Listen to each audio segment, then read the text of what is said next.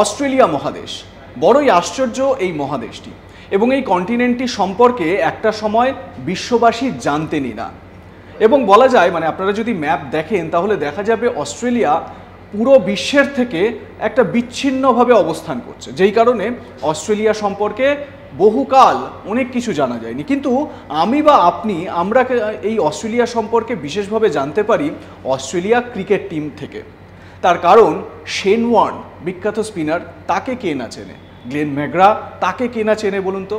তো যাই হোক, তো এই রকম অস্ট্রেলিয়ার একটা ইন্টারেস্টিং ফ্যাক্ট হচ্ছে এই অস্ট্রেলিয়ার 85 থেকে 90% জায়গাতেই মানুষ বসবাস করতে পারেন না।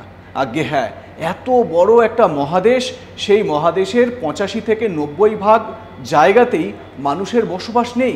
তার কারণ বিস্তীর্ণ অঞ্চল মরুভূমিতে পরিণত হয়েছে বা মরুভূমি সেখানে রয়েছে প্রথম থেকেই এবারে সেই অঞ্চলে মানুষের বসতি খুব কম গড়ে উঠেছে, যেখানে তুলনামূলকভাবে একটু বসবাস করার যোগ্য জায়গা রয়েছে। উল্লেখ্য, এই অস্ট্রেলিয়ার যে সি লাইন আছে না বা সমুদ্র অঞ্চল যেগুলো রয়েছে সেগুলো খুব ইন্টারেস্টিং। এবং আপনারা জানলে অবাক হবেন যে অস্ট্রেলিয়ার মোট জনসংখ্যার 90% মানুষই বসবাস করেন এই সি লাইন বা কোস্টাল এরিয়ায়। সেই জায়গাগুলো হচ্ছে সিডনি, মেলবোর্ন এবং ব্রিসবেন। এই জায়গাগুলোতেই বেশিরভাগ মানুষ বসবাস করেন।